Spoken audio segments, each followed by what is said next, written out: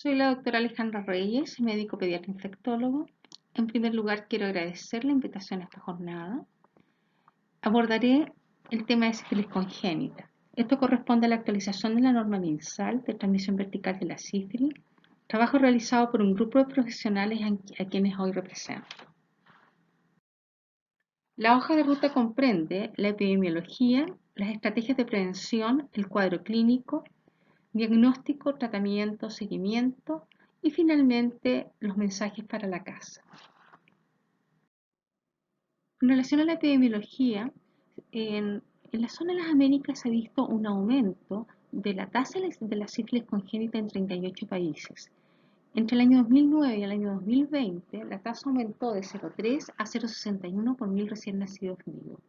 29.149 casos de sífilis congénita se han notificado en los países de las Américas en el año 2020, con una tasa global que alcanza 2 por mil recién nacidos vivos. Brasil da cuenta del 76% de los casos, con una tasa de 7,6 por mil recién nacidos vivos. Por su parte, de acuerdo a datos comunicados por el CDC en el año 2021, Estados Unidos tiene tasas de sífilis congénitas de 0,4 a 0,5 por mil recién nacidos vivos, lo que representa un aumento en un 41% con respecto a los años previos. La OPS ha puesto como meta reducir la incidencia de sífilis congénita a menos de 0,5 casos por mil recién nacidos vivos. En Chile, en el año 2020, dentro de la Estrategia Nacional de Eliminación de la Transmisión Vertical de la sífilis, una de las metas es mantener la incidencia de la sífilis congénita en tasas menores o iguales a 0,5 casos por mil recién nacidos vivos, lo cual incluye además a los mortinatos. En este gráfico se puede observar la tasa de notificación de sífilis en Chile entre el año 2015 y el año 2019. Se puede apreciar que se ha generado un aumento en ambos sexos. De hecho, la tasa en el grupo entre 25 y 29 años en hombres es de 106,5 por 100.000 habitantes y en mujeres de 52,4 por 100.000 habitantes para el año 2019. Y el 22% de los casos notificados corresponden a gestantes. Las tasas de sífilis congénita entre el año 2016 y el año 2020 fluctúan entre 0,13 a 0,22 por mil recién nacidos vivos, lo que nos mantiene por debajo de la tasa propuesta por la OPS, que es de 0,5 por mil recién nacidos vivos. Las principales estrategias de prevención de la transmisión vertical de la sífilis son tres. En primer lugar, el control de embarazo, el tamizaje durante la gestación y el tratamiento adecuado de la sífilis en la gestante. ¿Qué podemos decir con respecto al control de embarazo? En relación al perfil de las madres de recién nacidos con sífilis congénita, hay que tener en consideración que en el 66% corresponde al embarazo no controlado. En el 85% el diagnóstico en la gestante se realiza en el tercer trimestre o al parto. 51% de ellas tienen el antecedente de abuso de sustancias y o alcohol. En el 14% el diagnóstico se realiza en etapa primaria o secundaria de la sífilis, lo cual corresponde a una situación de alto riesgo para el recién nacido. Y en el 48% el diagnóstico se realiza en etapas de sífilis precoz, lo que corresponde a sífilis primaria, secundaria o latente precoz, que tiene menos de un año de evolución. El siguiente factor a considerar dentro de las estrategias de prevención de la transmisión vertical de la sífilis es el tamizaje durante la gestación.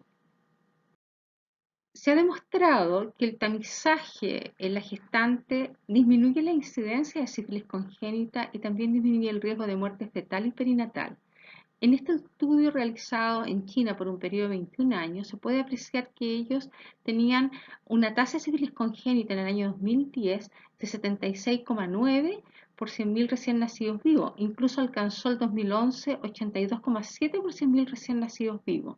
Y la logran disminuir implementando estas medidas en el año 2016 a 27,6 por 100.000 recién nacidos vivos. El tamizaje de la gestante va a depender de las políticas en salud de cada país o estado. Es así como en Estados Unidos, el 18% de los estados no realizan tamizaje, un 51% realizan un tamizaje al inicio del embarazo, lo cual suma un 69%. Solo el 24% realizan 3 tamizajes durante la gestación y al parto. En el año 2020, en la región de las Américas, solo el 59% de las gestantes tuvieron tamizaje durante la gestación. En Chile, como norma ministerial, el primer examen se realiza en el ingreso al control prenatal, el segundo a las 24 semanas de gestación, el tercero entre las 32 y las 34 semanas de gestación y finalmente el cuarto al momento del parto. Finalmente, la tercera estrategia que contribuye a prevenir la transmisión vertical de la sífilis es el tratamiento adecuado de la sífilis en la gestante. ¿Cuál es el riesgo de transmisión vertical? Se sabe que en los casos de sífilis en la gestante, después de las 16 a 20 semanas de gestación sin tratamiento, el resultado del embarazo es que un 25% van a terminar en abortos, un 25% en mortinatos y del 50% restante, 40% van a presentar una sífilis congénita sintomática y el 60% una sífilis congénita asintomática que se puede desarrollar en los primeros 2 años de vida. Con tratamiento, 1 o 3% van a presentar secuelas. ¿Y de qué va a depender la severidad de la infección? Esto depende básicamente de 5 factores o se correlaciona con 5 factores. En primer lugar, la etapa evolutiva de la enfermedad en la madre, siendo la sífilis primaria y secundaria las situaciones de mayor riesgo por la carga de treponemas que esto implica, la edad gestacional al momento de la infección, la respuesta inmunológica de la madre, la carga de treponemas entonces que infecta al feto y el tratamiento también que ha recibido la gestante. El riesgo de transmisión también varía según la etapa de la sífilis. En los casos de sífilis precoz, primaria y secundaria, y latente precoz, el riesgo varía entre un 95 y un 75% y esto disminuye en forma bastante importante cuando la gestante está cursando una sífilis tardía, particularmente una latente tardía, donde el riesgo disminuye entre un 35 a un 10%. La definición de gestante adecuadamente tratada en relación al riesgo de sífilis congénita debe cumplir con estas 3 condiciones. En primer lugar, que la gestante haya recibido tratamiento con penicilina benzatina, 2.400.000 unidades internacionales, 2 dosis con un intervalo de 1 semana y la segunda dosis al menos un mes antes del parto. El seguimiento serológico debe mostrar un tratamiento exitoso de acuerdo a lo que se mencionó en la clase previa. Y en tercer lugar, se tienen que haber tratado todos los contactos sexuales activos declarados independientes de su serología. Y aquí se incorporan 3 conceptos que quiero dejar claro. En primer lugar, es que en sífilis tardía, desde el punto de vista del riesgo de sífilis congénita, 2 dosis de penicilina benzatina es adecuado, siempre y cuando las haya recibido con un intervalo de 1 semana y la segunda dosis 30 días antes del parto. En segundo lugar, los contactos sexuales activos declarados corresponden a los contactos sexuales que la gestante declara con los cuales ha mantenido relaciones sexuales hasta 90 días previos al parto. Y en tercer lugar, tener, digamos, incorporado también lo que ya comentó la doctora Santander acerca del tratamiento exitoso en la gestante. ¿Cuál es el cuadro clínico de la sífilis congénita? Se diferencian 2 cuadros clínicos. La sífilis congénita precoz, que tiene menos de 2 años de evolución, y la sífilis congénita tardía con más de 2 años de evolución. Ahora, las formas de presentación son básicamente 3. Lo más frecuente es la asintomática, pero también tenemos la forma multisistémica y la oligosintomática, y en cualquiera de estas formas puede estar presente además la neurosífilis. El cuadro multisistémico se asocia con un niño que nace gravemente enfermo, que puede tener un retardo del crecimiento intrauterino, anemia, hepatosplenomegalia, lesiones cutáneas variadas que vamos a mencionar posteriormente, compromiso del sistema nervioso central hepatitis, glomerulonefritis, osteocondritis, corioretinitis.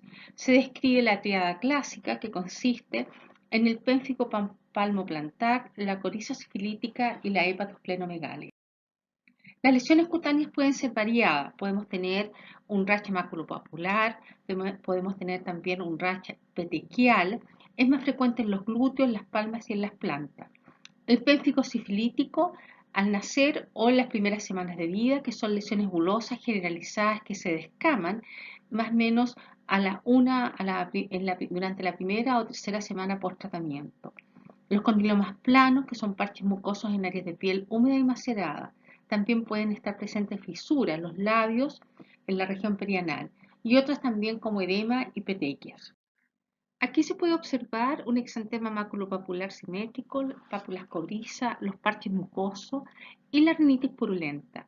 Hay que tener presente que todas las lesiones mucocutáneas contienen gran cantidad de treponema pallidum, por lo cual son altamente contagiosas. Acá tienen más lesiones, los pénfigos, las rágades.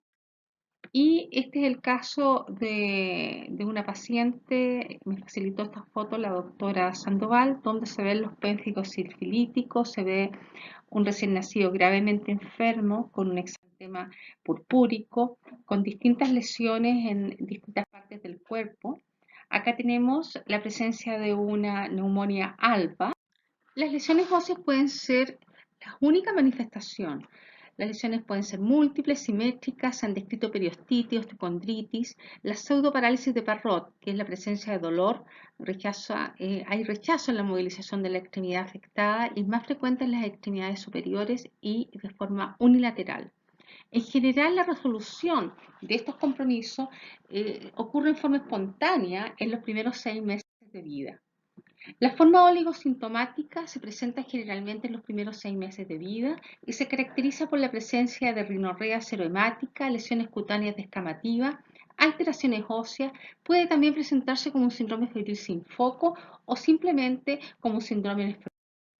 La sífilis congénita sintomática constituye la forma de presentación más frecuente. El 60% de los recién nacidos infectados son asintomáticos al nacer, pero van a desarrollar el cuadro clínico entre las 3 a 8 semanas de vida si no reciben tratamiento.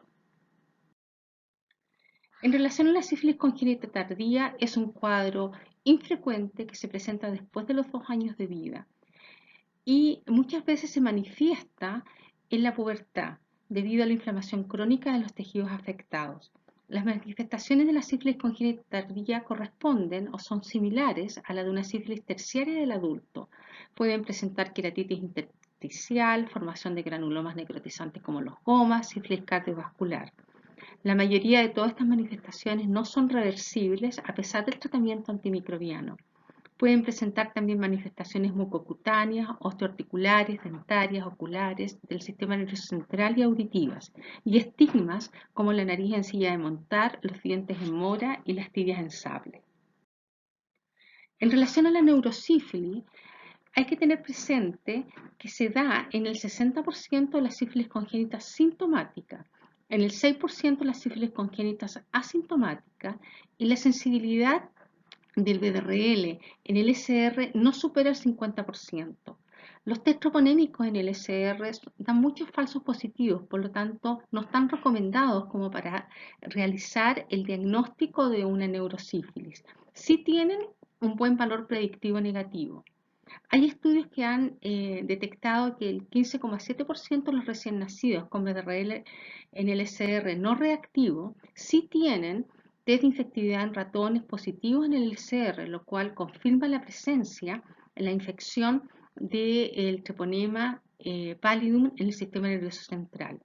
En relación a la biología molecular en el LCR, la sensibilidad no supera el 71%. Por lo tanto, no se cuenta con un método diagnóstico con la suficiente sensibilidad para descartar una neurosífilis, y esto tiene implicancia desde el punto de vista terapéutico. La evaluación clínica y de laboratorio que se realiza en los recién nacidos expuestos a sífilis incluye el examen físico completo para determinar la existencia de manifestaciones clínicas de la sífilis, test no troponémicos en sangre periférica. No se debe realizar test no troponémicos en sangre de cordón. El BDRL en el LCR, el análisis del líquido cefalorraquídeo, el citoquímico del líquido cefalorraquídeo es importante, hemograma y recuento de plaqueta, exámenes de función hepática y renal, radiografía de huesos largos, el fondo de ojo, radiografía de tórax en el caso de que el niño tenga sintomatología respiratoria, y muchas veces también no hay que olvidar que hay que hacer estudio para descartar otras patologías de transmisión vertical. Quiero hacer notar que en el recién nacido no tiene indicación el estudio con pruebas treponémicas. Hay que recordar que tanto las pruebas treponémicas como las pruebas no treponémicas miden IgG y esta pasa a la placenta a partir de las 28 semanas de gestación. El enfrentamiento diagnóstico de la sífilis congénita debe evaluar varios aspectos. En primer lugar, hay que considerar los antecedentes maternos, hay que comparar la serología neonatal con la serología materna al momento del parto, hay que evaluar los exámenes de laboratorio y radiológico que se le hicieron al recién nacido y claramente hacer un examen físico minucioso. Dentro de los antecedentes maternos es muy importante todo lo que es el perfil de la gestante, como por ejemplo antecedentes del control prenatal, de otras ITS, el consumo problemático de droga, cuál es el riesgo psicosocial, cuál ha sido la evolución de la curva serológica de las pruebas no troponémicas, si esta sífilis es el primer evento, si se confirmó con pruebas troponémicas y claramente tener los antecedentes del tratamiento y si este tratamiento fue adecuado y está claramente certificado. Por otro lado, hay que comparar la serología materna con la serología en sangre periférica del recién nacido, pero al momento del parto. Y esto es fundamental que siempre se haga con la misma técnica. Por otro lado, los exámenes en el recién nacido. Hay que realizar el BRL en el LCR, evaluar bien el citoquímico. El BRL en el LCR reactivo pierde valor si, por ejemplo, tenemos un citoquímico hemorrágico. Hay que realizar exámenes de función hepática y renal, hueso de ojo largo buscando lesiones compatibles con sífilis, realizar el fondo de ojo buscando la corioretinitis y así otros elementos que pueden aparecer, por ejemplo, el hemograma como elementos de anemia hemolítica. Y por último, el examen físico buscando las manifestaciones clínicas que ya hemos señalado. Cuando establecemos que hay una sífilis congénita probable, es decir, no podemos confirmarla, no hay elementos suficientes como para decir que es una sífilis congénita confirmada.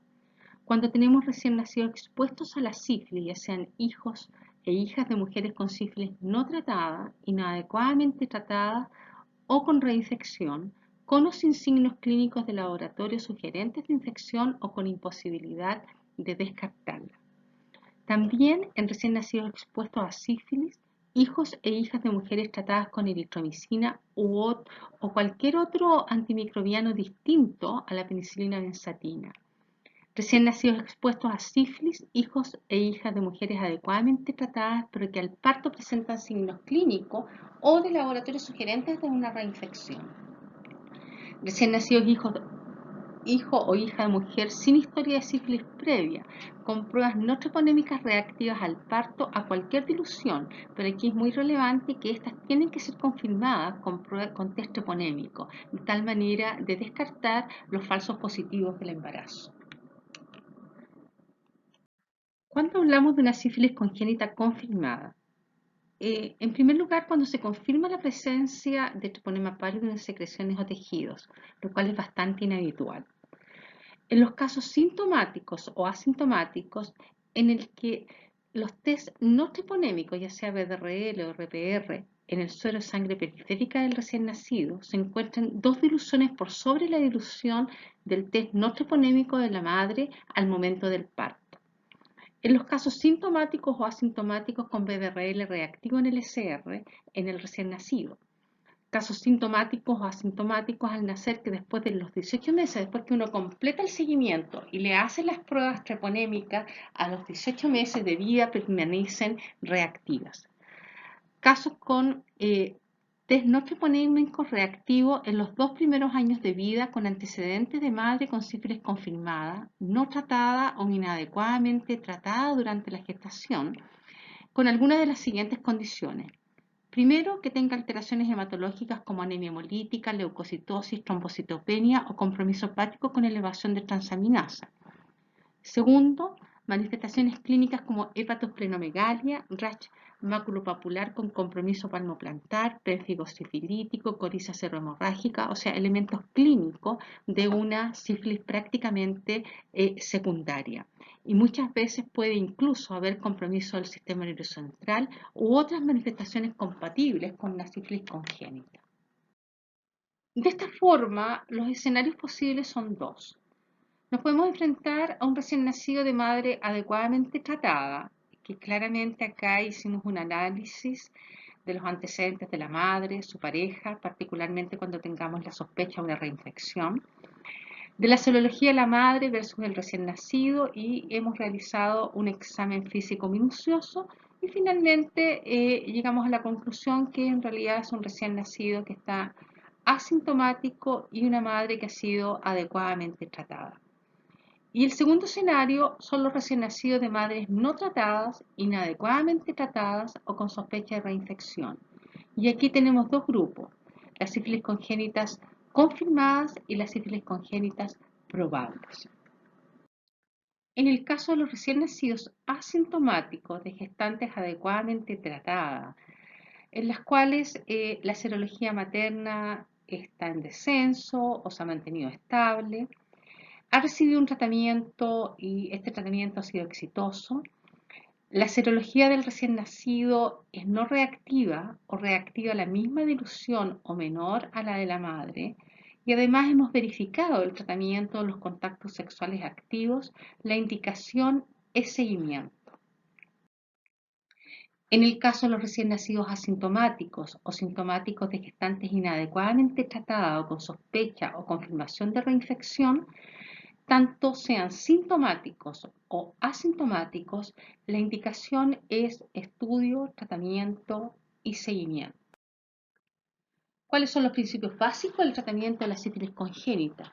Hay que tener presente que el Treponema pallidum se regenera al cabo de 18 a 24 horas si los niveles de penicilina en sangre están por debajo de la CIM. Por lo tanto, si yo suspendo un día el tratamiento de la sífilis congénita en un recién nacido, debo comenzar posteriormente desde el inicio. Por otro lado, se necesita una CIM mayor a 0,03 microgramos por ml para asegurar un efecto bactericida. Idealmente el antibiótico debe lograr concentraciones en el SR que permitan erradicar al Treponema pallidum y claramente en lo posible de tener escasos efectos adversos. Por lo tanto, el tratamiento de elección para la sífilis congénita es la penicilina G sódica. No hay evidencia que avale el uso de penicilina benzatina u otros antimicrobianos en el tratamiento de la sífilis congénita. En algunas guías internacionales se recomienda la penicilina benzatina como una alternativa de tratamiento en sífilis congénita. De hecho, el CDC en su versión del 2021 la recomienda en sífilis congénitas probables en recién nacidos de madres inadecuadamente tratadas o sin tratamiento, o tratadas con eritromicina o tratadas menos de un mes antes del parto. Pero lamentablemente la penicilina benzatina tiene limitaciones de uso. En primer lugar, es una recomendación de expertos por uso histórico. No hay trabajos con suficiente evidencia que avalen su indicación. En segundo lugar, se debe descartar la neurosífilis u otras manifestaciones clínicas o de laboratorio e imágenes. Se debe descartar la coriorretinitis. No se recomienda en el caso de sífilis maternas en etapas precoces, por lo tanto en sífilis particularmente diagnosticadas al final de la gestación o al parto. Se debe asegurar el seguimiento de la niña o del niño. Y además se han documentado efectos adversos graves asociados a la administración, incluso en nuestro país. ¿Cuál es nuestra realidad en Chile? El 48% de las sífilis gestantes se diagnostican en etapas precoces. Hay series incluso hasta un 85% de seroconversión en el tercer trimestre. El abandono del seguimiento de los recién nacidos, particularmente de gestantes que están inadecuadamente tratadas o bien sin tratamiento porque no tienen control de embarazo, alcanza cifra del abandono del seguimiento incluso superiores al 35%. Por lo tanto, no tenemos posibilidad de asegurar el seguimiento en estos niños o niñas. 6% de las neurosífilis se dan en recién nacidos asintomáticos y el 15% de las neurosífilis en recién nacidos asintomáticos no se pueden detectar por PDRL reactivo en el SR. Por lo tanto, no podemos asegurar que el tratamiento con penicilina benzatina sea realmente efectivo en nuestros niños. De ahí que como país, cada país tiene que evaluar su realidad y por lo tanto decidir de esa manera cuál es la mejor estrategia terapéutica para sus recién nacidos y para sus niños expuestos a sífilis. Nosotros como país, evaluando la realidad, nuestra mejor alternativa es la penicilina G sódica. El tratamiento de la sífilis congénita se realiza, por lo tanto, con penicilina G sódica. Es importante recordar que hay que ajustar la dosis al octavo día de vida postnatal a 50.000 unidades internacionales por kilo y se fracciona ya cada 8 horas.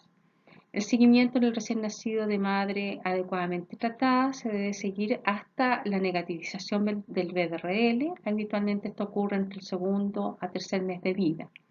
En el caso de los recién nacidos con sífilis congénita probable o confirmada, también se debe realizar seguimiento con BDRL, se debe negativizar a los 6 meses de vida. Si esto no ocurre, hay que estudiar y evaluar, retratar al recién nacido.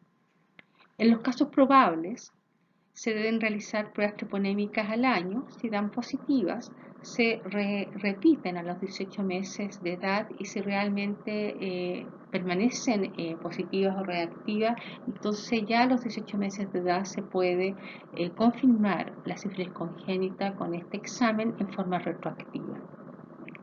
Y esos pacientes tienen que ser notificados.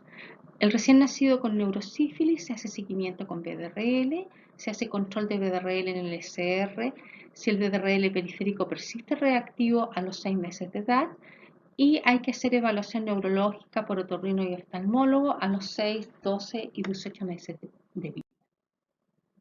¿Cuáles son los mensajes para la casa? El diagnóstico y manejo de la sífilis congénita en etapa neonatal se basa principalmente en los antecedentes maternos y serología no troponémica del binomio madre-hijo. Los recién nacidos de gestantes inadecuadamente tratadas o no tratadas se deben estudiar y tratar con penicilina G sódica, que representa la mejor alternativa terapéutica para este cuadro clínico. Se debe descartar neurosífilis tanto en pacientes asintomáticos como sintomáticos. Es necesario realizar seguimiento a la curva serológica de pruebas no troponémicas para verificar su negativización en todos los recién nacidos expuestos a sífilis durante la gestación.